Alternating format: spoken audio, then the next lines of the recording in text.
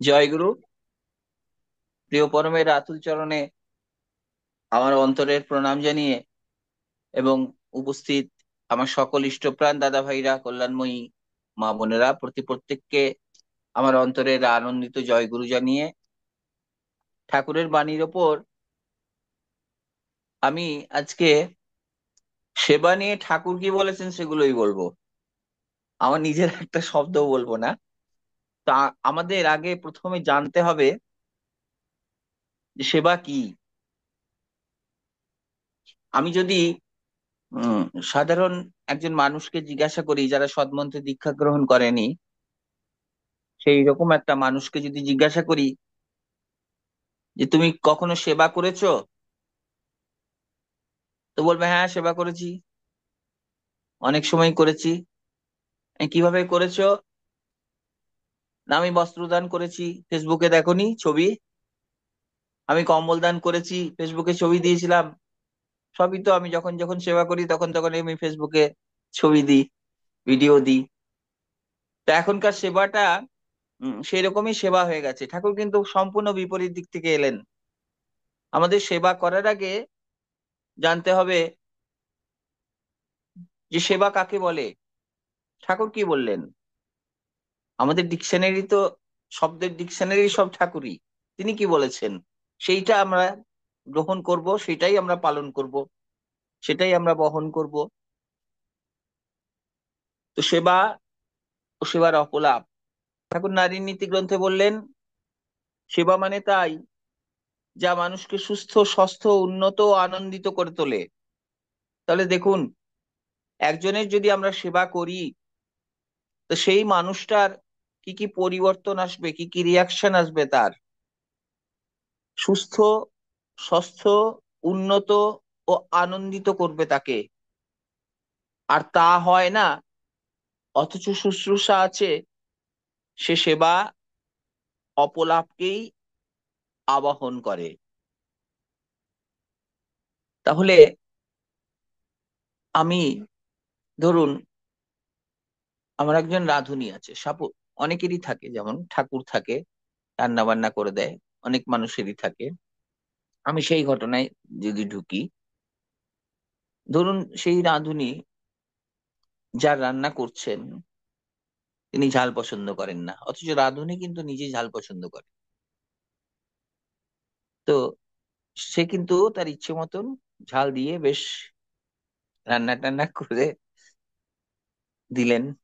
তো সে, যে রান্না খাচ্ছে আর কি, যার জন্য রান্না করা হয়েছে, সে ঝাল পছন্দ করে না, তার খুব ঝাল লাগছে। এটা কিন্তু সেই রাঁধুনি তাকে সেবা করলেন না। ঠিক তেমনি ঠাকুর যেটা পছন্দ করেন না, আমরা যদি ঠাকুরের কাছে সেটাই নিবেদন করি, তাহলে কিন্তু আমাদের সেটাও ইষ্ট সেবা হলো না, তার বিপরীত হয়ে গেল, সেবার অপলাপ হয়ে গেল। আবার ঠাকুর বলছেন যে সেবায় শয়তানের হাতছানি, সেবা করতে গিয়ে শয়তানের হাতছানি হয়, যেটা আমরা ঠাকুরকে না ধরলে জানতেই পারতাম না। ঠাকুর বলছেন যে সেবা তোমার আদর্শকে অতিক্রম করে কিন্তু প্রতিষ্ঠা করে না, আদর্শকে অতিক্রম করবে কিন্তু প্রতিষ্ঠা করবে না, তা কিন্তু শয়তানের হাতছানি। লুব্ধ হইয়া তমসাকে আলিঙ্গন করো না। আমাদের সদা সতর্ক থাকতে হবে যে আমি যে সেবা করছি, যাকেই করি, সেটাতে, সেটা সেবার, আমি হয়তো ভাবছি সেবা করা হচ্ছে, তো সেই সেবায় শয়তানের হাতছানি হয়ে যাচ্ছে না তো, সেটাও কিন্তু আমাদের খেয়াল রাখতে হবে। ঠাকুর বলছেন যে সেবায় অপঘাত কি করে আসে। সেবায় অপঘাত, ঠাকুর আমাদের আবার অ্যালার্ট করে দিলেন। ঠাকুর কিন্তু প্রতিটা বাণীর মধ্যে আমাদের সতর্ক করে দিয়েছেন, অ্যালার্ট করে দিয়েছেন, একদম জোরের সঙ্গে বলেছেন। দেখুন, সাবধান, সাবধান আমাদের কারা করে? আমাদের গার্জেনরা করে, আমাদের মা করতেন ছোটবেলায়। সাবধানে যাবি, সাবধানে রাস্তা পেরোবি, হ্যাঁ, সাবধানে গাড়ি চালাস। এই শব্দটা কিন্তু মায়ের কাছে বেশি শুনে আছি। আমার বন্ধু যদি বলে তুই সাবধানে থাকবি, তখন আমার মনে একটা ভয় ঢোকে যে ও কেন আমাকে বললো সাবধানে থাকতে, নিশ্চয়ই ও কিছু কারণ দেখেছে। যাই হোক, তো ঠাকুর বলছে যে সাবধান থাকিও, কাহারও ভালো করিতে গিয়া অন্যের ভালোকে বিধ্বস্ত করিও না, একজনের সুখ্যাতি করিতে গিয়া অন্যের অখ্যাতি করিও না, একের সেবা করিতে গিয়া অন্যের প্রতি দৃষ্টিহীন হইও না, সাধারণত ইহাই ঘটিয়া থাকে। তুমি কিন্তু ইহার প্রতি বিশেষ নজর রাখিও। কত দিকে আমাদের অ্যালার্ট থাকতে হবে। আমি একজনকে সেবা করছি, আরেকজনের ক্ষতি করে দিচ্ছি, সেটা কিন্তু আমার সেবা হলো না।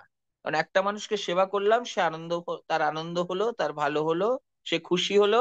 কিন্তু আরেকজনের যদি আমি অন্য দিক থেকে ক্ষতি করে দিই, অর্থাৎ যদি আমি কারোর কাছ থেকে ধরুন হয়তো কাউকে আমি ধার দেবো, কেউ হয়তো টাকা চেয়েছে, তাকে আমি টাকা ধার দিলাম, আরেকজনের কাছ থেকে আমি চিটিং করে সেই টাকাটা নিয়ে এলাম, তাহলে কি হলো? তাহলে একজনের ক্ষতি করলাম, ভুল ভাল তাকে হয়তো কিছু ইয়ে করে তার কাছ থেকে টাকাটা নিয়ে এলাম আর একজনকে দিয়ে দিলাম। আমি মনে মনে ভাবলাম যে আমি তো সৎ কাজই করলাম, টাকাটা তো আমি কোনো মানে ইয়েতে ক্ষতি করি, আমি তো খরচ করিনি, আমি তো আরেকজনের সেবার জন্যই তাকে টাকাটা দিলাম। কিন্তু সেটা তো আমাদের সেবা হলো না। তাই বারবার ঠাকুর বলছেন যে একজনের সুখ্যাতি অন্যজনের অখ্যাতি করে, মানে একজনের বদনাম করে আরেকজনের সুনামও করা যাবে না। আমাদের সুনাম করলে সবাইকারই সুনাম করতে হবে। একজনের সেবা করতে গিয়ে আরেকজনের প্রতি দৃষ্টিহীন হয়ে গেলাম, এটাও কিন্তু ঠিক নয়। এদিক দিকে আমাদের নজর রাখতে হবে।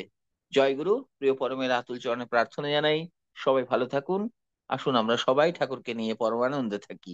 জয় গুরু।